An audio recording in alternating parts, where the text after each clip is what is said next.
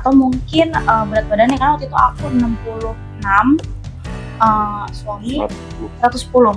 Hah? 125 kilo? Apakah aku bisa? Apa sih yang kamu lakukan saat berada di fase waiting room? Let's tell us your waiting story. Mungkin sebulan kilo. Oh, kalau aku sih agak lebih cepat lagi sih, tapi kayak ini nih lagi bosan, terus kayak stop dulu lah. Nanti turun lagi 1,5 kilo, 2 kilo, berhenti lagi gitu. Kayak agak bosan sih dok, makan tumis-tumisan mulu di rumah. Oke, baiklah. Jadi kalian itu starting diet. Ini kan perjalanan dietnya kalian ya, amazing banget. Mulai dari tahun berapa sih sebenarnya? Sebenarnya Bulan apa waktu ingat gak sih? itu kita tuh mulai diet itu 2021 bulan September dong. Ya benar, September. Jadi waktu itu memang karena proses ikhtiar kita untuk punya buah hati, kita itu memang ada beberapa masukan atau rujukan untuk merubah pola hidup. Karena kalau misalnya dicek kita itu kayak misalnya kita tidak mengkonsumsi juga, misalnya tidak merokok, tidak alkohol juga, tapi kayaknya mungkin begadangnya nih gitu. Atau mungkin berat badannya, karena waktu itu aku 66, suami 110. Jadi emang rasanya nyaman. Rasanya nyaman, terus kayak makan apa pokoknya gitu doang, kok nyaman banget ya kita ya, 110 kok nyaman gitu. Akhirnya dirujuk kalau misalnya mau untuk program gitu atau untuk persiapan, kayaknya kalian harus menurunkan berat badan. Oh yaudah, akhirnya Oktober kita ke dokter untuk bikin meal plan. Terus goalsnya itu merubah pola hidup. Jadi emang pelan-pelan disuruhnya. Bentar. Ini kan teori yang semua dokter pasti ngomong kan Ya, bener. Titik baliknya. Kan program kalian nggak mungkin saat itu dikasih tahu, oke, aku diet, Ya. aku olahraga, nggak mungkin Nggak kan? mungkin. Titik baliknya, oke, kapan sih? Maksudnya Jadi, apa yang bikin kamu mulai? Nggak tahu gimana, menurut aku meal plan ini tuh meal plan ternyaman yang kita pernah jalanin. Karena aku sebenarnya nggak tahu metode-metode untuk menjaga atau menurunkan berat badan tuh ada metode apa. Cuman kita dibikinin jadwal makan, dan si jadwal makan ini tuh aku boleh tetap masak apapun yang aku suka dengan cara misalnya ditumis. Jadi nggak strict gitu. Aku suka banget gurih kan. Nah, jadi boleh pakai garam, boleh pakai bumbu-bumbu bawang sama macam tuh. Jadi itu yang membuat kayaknya kita mampu nih, karena pas denger 25 kilo kayak mau menyerah aja. Harus turun 25 kilo, apakah aku bisa? Apakah aku harus menyerah kah? 25 kilo kan kayaknya Banyak sih. satu anak kecil. Iya, gila sih. Satu anak kecil kan dok, jadi kayaknya gak mungkin kalau rasanya tuh gak nyaman. Jadi aku diberi saran untuk tetap memberikan masakan itu yang disukai sama suami aku dan aku suka, tapi masaknya aja yang diganti dengan tumis. Jadi menurut aku kayak, oh berarti aku tetap bisa makanan menu-menu rumah, tapi dengan cara tumis dan makan tepat waktu. Nah itu rasanya kayaknya mampu deh. Berarti Tapi sehari berapa kali makan tuh? 3 kali. 3 kali. Makan pagi sarapan, makan siang, makan malam, di tengah-tengahnya itu ada snack buah lah dok, standar. Buah potong aja gitu. Nah sarapan paginya itu memang udah dibikinin tuh kayak itu kita rotinya pun roti, maksudnya rotinya roti apa gitu, roti gandum apa, merek apa aja. Itu kemudahan ya dok buat kita. Kayak jujur dengan kita sangat berubah pola hidup itu kan nggak bisa langsung kayak semua kukus ya, semua rebus ya, itu kita nggak mampu, pasti gagal. Makanya, sebelum itu udah pernah diet di tempat lain yang kalian rasa tidak mampu? kita pernah coba Diet apa aja jenis? ngikut-ngikutin gitu ya. Makan paginya waktu itu kita beli meal plan yang dari yang umum itu loh. Pokoknya proses menurunkan berat badan kita tuh sebelum itu kita melakukan 10.000 langkah sehari. Waktu itu kan ada campaign gitu ya dok. Lakukan 10.000 langkah sehari dan berat badan akan turun. Jadi kita mengikuti itu 2 jam jalan. Ternyata setelah dievaluasi nggak bagus juga gitu, berlebihan. 2 jam jalan, ya 2 jam jalan sehari ya. Dan balas dendam kan, karena durasi olahraganya terlalu lama. Oh ternyata kita turun benar, tapi nggak banyak. the bounce back-nya lebih banyak lagi. Turunnya 3, naiknya 7 gitu. Wow. Gagal, itu Gagal. sangat gagal. Nah, yang meal plan-nya ini yang menurut kita kayaknya tuh 2 minggu juga kayak progresnya cepat dan mudah dijalani. Jadi aku nggak perlu keluar dari rutinitas aku setiap hari. Nah, aku nggak tahu nih sih rutinitas orang kan beda-beda ya. Kalau aku memang di rumah menerapkan menunya tuh menu-menu, kalau bahasa aku tuh menu-menu warteg aja gitu. Ya semua normal. Kayak misalnya menu-menu rumahan. Tapi memang cara masaknya diganti dengan cara tumis. Waktu itu aku menerapkannya gitu, ditumisnya dengan 1 sendok teh minyak aja. Dan aku tetap nggak ada mengurangi apapun dari yang suka aku makan. Tapi otomatis ya tidak nyemil, tidak ngopi, tidak snack. Jadi aku benar-benar ke situ aja. Dan porsinya pun setelah kita jalani tidak sedikit. Porsinya banyak. ya. Menurut kita sih banyak ya dok. Gitu. Seminggu dijalanin kok kayaknya oke gitu. Nah waktu itu sarapan paginya tuh kita beralihnya ke roti gandum, dibakar boleh. Terus kita makan telurnya boleh diapain aja. Sayurnya kita masih cari-cari waktu itu nyamannya apa ya. Kadang kita beli selada, dikasih bumbu-bumbu saus-saus, selada, garam gitu. Nah ternyata tuh kok nyaman, kayak bikin sandwich wrap gitu aja kok kayaknya nyaman gitu. Pakai saus boleh, kok kayaknya nggak ketat gitu, kok kayaknya nyaman. Nah itu sih yang membuat ternyata kok nggak seserem yang orang kira. Karena kan kalau kita ngomongin berat badan, dibilangnya makan nasi nggak, Betul. makan sehari 3 kali nggak, makan malam nggak, dibilangnya kan gemuk karena makan malam ya dok. Sedangkan dulu 110 nggak mungkin langsung makan sedikit. Jadi porsi makan dari pagi, siang, malam banyak ya. Banyak banget. Turun berapa banyak tuh sebulan? Jadi yang bikin semangatnya lagi tuh ini, kita pertama-tama kok kita coba pola diet itu dalam 3 hari bisa turun Kilo ya? 1 kilo sampai 2 kilo. Banyak Kan dong. kita semangat tuh 3 hari bisa turun 2 Dan kilo. gak kelaparan ya Terus kita. dibilang lapar ya di awal-awal di hari Sebenarnya craving mulut pengen. seminggu pertama lah. Tapi pas kita jalanin 1 sampai 2 hari kok turun ya. Sampai 1 sampai 2 kilo kita makin semangat. Ya udah kira dalam seminggu kita bisa 3 kilo. Tapi dari ini ya, dari beban kan waktu itu berat badan dari 110. Mungkin karena beban emang Ya, bebannya lagi gede banget. Pokoknya tadi dari 100 kilo itu mulai lambat. Jadi mungkin dari bebannya 110, pola makannya tetap sama ya itunya, kalorinya. Sama-sama kita dihimbau kayak ini kan dari generasi mager nih berdua. Jadi kayak waktu itu dikasih tahu. Tapi semua orang juga gitu nggak sih? Iya. Termasuk aku. Iya, jadi bilangnya kayak olahraga ya 150 menit seminggu. Jadi berarti cuma 30 menit sehari atau 50 menit. 300. Enggak, 150. Berarti 50 menit tuh berarti seminggu cuma 3 kali. Nah, karena kita lihat hasilnya itu jelas gitu ya. Mungkin kan dari pola tidur juga tadinya buruk. Pas kita makan tepat waktu dengan porsi yang teratur, tentang makan tuh kan 2 jam ya. Jadi pagi 7 sampai 9. Naik 1 jam kemudian makan siang lagi 12 sampai 2. Naik habis itu selanjutnya kita makan malamnya habis di atas jam 6. Itu tuh kita tidurnya juga jadi nggak begadang. Padahal kan ya kita tahu sendiri ya generasi sekarang scroll HP tidurnya jam 12 ke atas. Ini tuh kita bisa tidur jam 9. Bener-bener kayak bayi. Itu karena emang ibaratnya sorry ya, maksudnya pengen berubah tidurnya atau Nggak sengaja, nggak kuat. Jadi kayaknya aku nggak ngerti sih secara ilmu tuh gimana. Tapi apakah karena kalori intake kita nggak berlebihan, jadi otomatis badannya tuh kayak bagus gitu metabolismenya. Mungkin kan tadinya kalori intake-nya 3.000 kali ya dong. Jadi energinya banyak. Mau tidurnya susah. Susah turunnya ya. Iya, terus mau tidur juga susah. Ini tuh mau kita mau tidurnya susah. Ini tuh habis makan udah ngantuk. Kamu ngantuk nggak? Ya aku ngantuk banget nih gitu. Otomatis bangunnya jadi pagi. Jam 6 tuh mata temu. Jam 6 bangun. Otomatis juga olahraganya juga jadi bisa dimulai dari pagi. Jadi kayak aku ngerasa dari pola makan itu bisa meriset semuanya sih.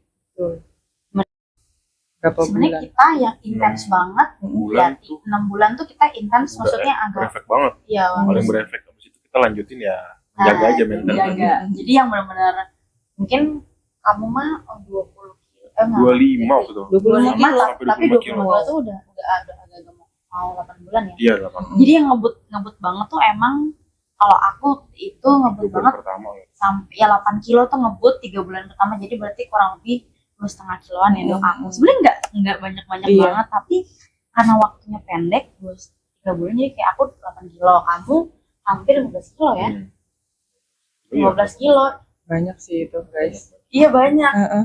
karena juga fokus sih. Kalau kalau Adi emang basicnya suka olahraga, tapi dulu berat badannya gede, olahraganya juga kuat, jadi kayak saya kayak dibilang Jadi banyak balas dendamnya. iya 10 kilo Hmm. jogging mampu ya, dari Hmm. gendut juga mampu, tapi makannya juga Kuat juga. 3.500 kalori. Sama kuat juga. Ada kuat makan, kuat olahraga juga. Iya, jadi balance gitu dok hidupnya. Gitu. Tapi pernah nggak pas lagi diet ya?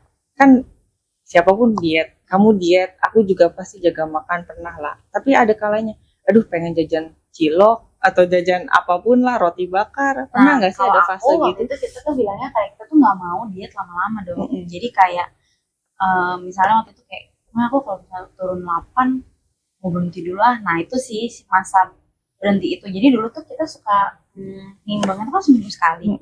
Kita tuh kayak merasa kalau kita cheat di tengah-tengah minggu sia-sia semuanya nih, Betul. menahan lapar selama seminggu. Jadi aku menunggu ini seminggu lewat dulu deh, habis itu minggu depan boleh deh makan cilor gitu. Jadi emang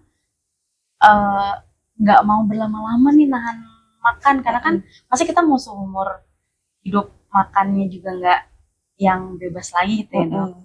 Jadi banyak yang bilang lu jaga makan kapan itu? Ya kalau udah berat badannya oke, bisa olahraga seminggu 3-4 kali, nggak usah jaga-jaga banget. Aku udah kembali makannya cilor dan menu-menu kesukaan aku, sate padang, nasi padang. Tapi memang kita sampai sekarang ya dok, berarti dari 2021 sampai sekarang masih jaga makan pagi. Makan pagi udah nggak pernah balik ke rutinitas yang dahulu, yang ketupat sayur, nasi uduk, bubur ayam.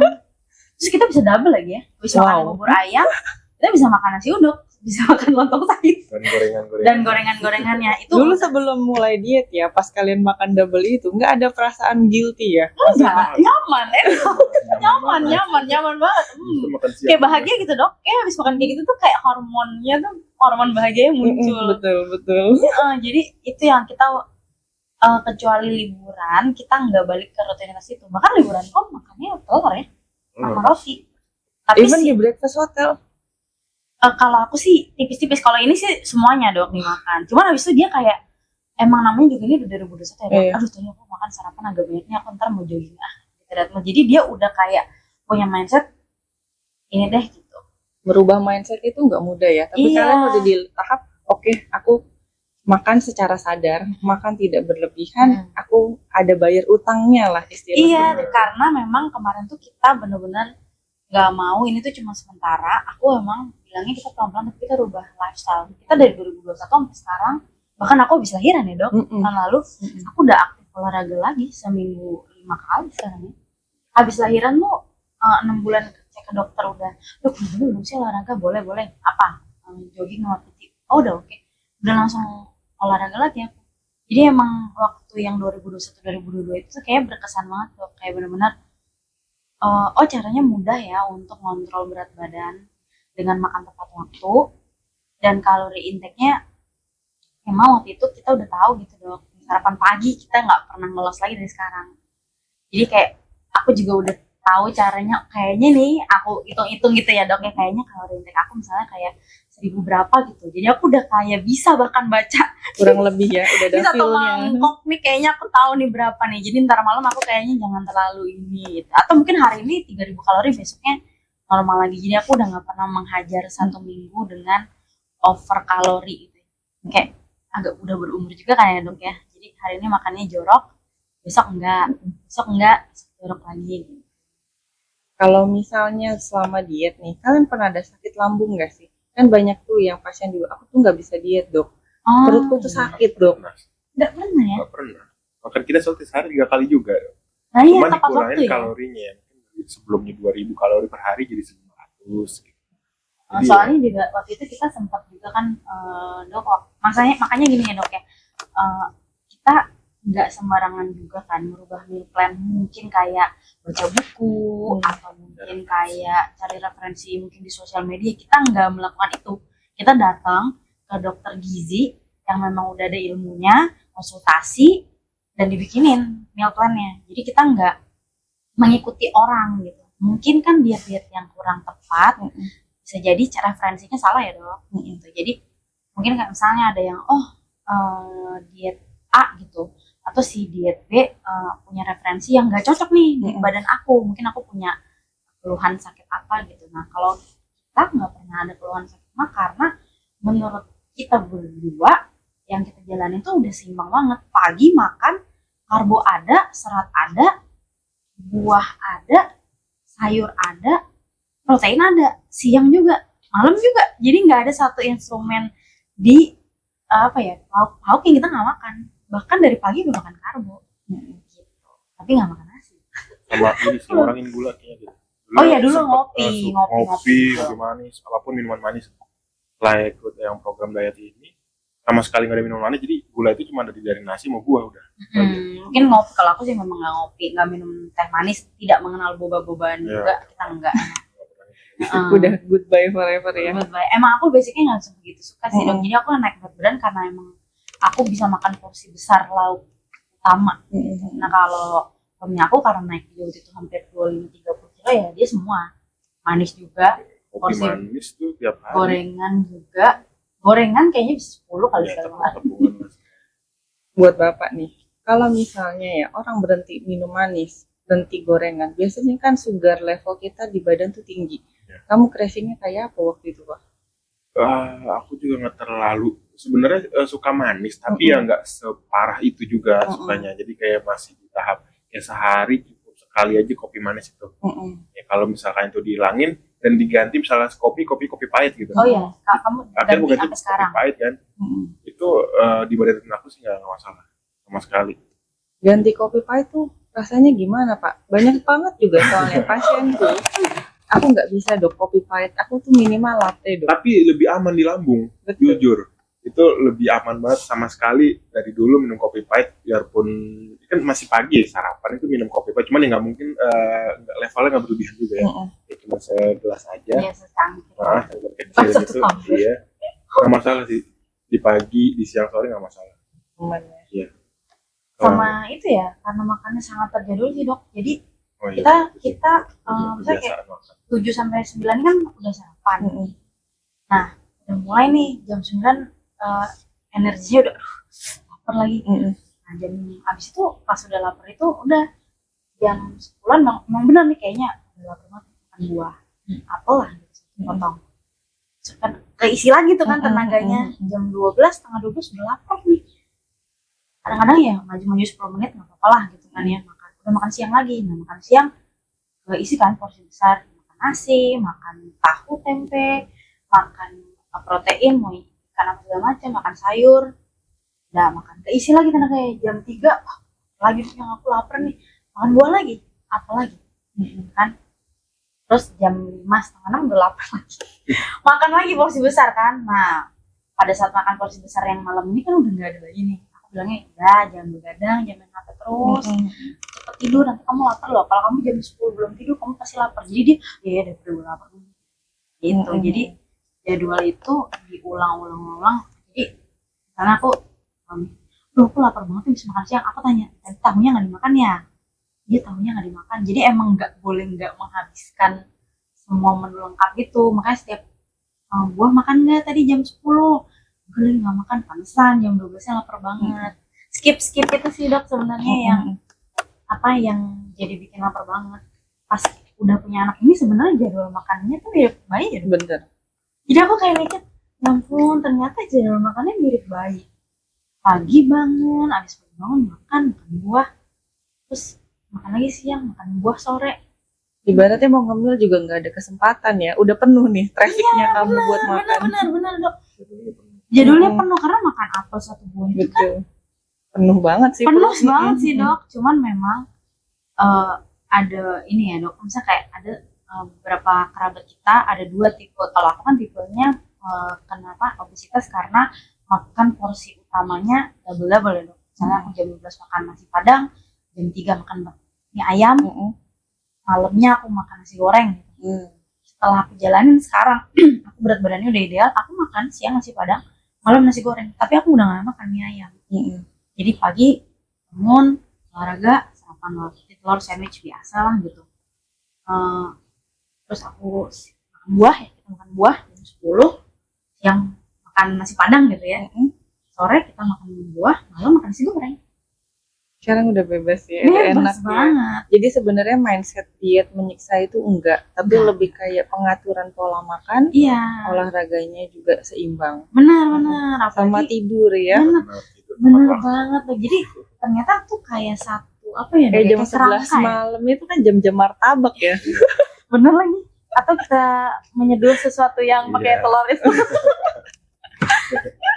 Jadi sebenarnya kalau tahu polanya tuh gampang banget nurunin berat badan sih dok. Kayak aku nih, si Dela kok udah kurus aja habis lahiran, nyusuin gak sih?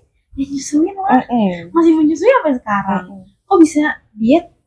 Kenapa? Aku makan nasi, aku makan tahu tempe, aku makan sehari aja kita makan telur minimal 2-3 ya. Enggak makan pakai kuning ya? Makan.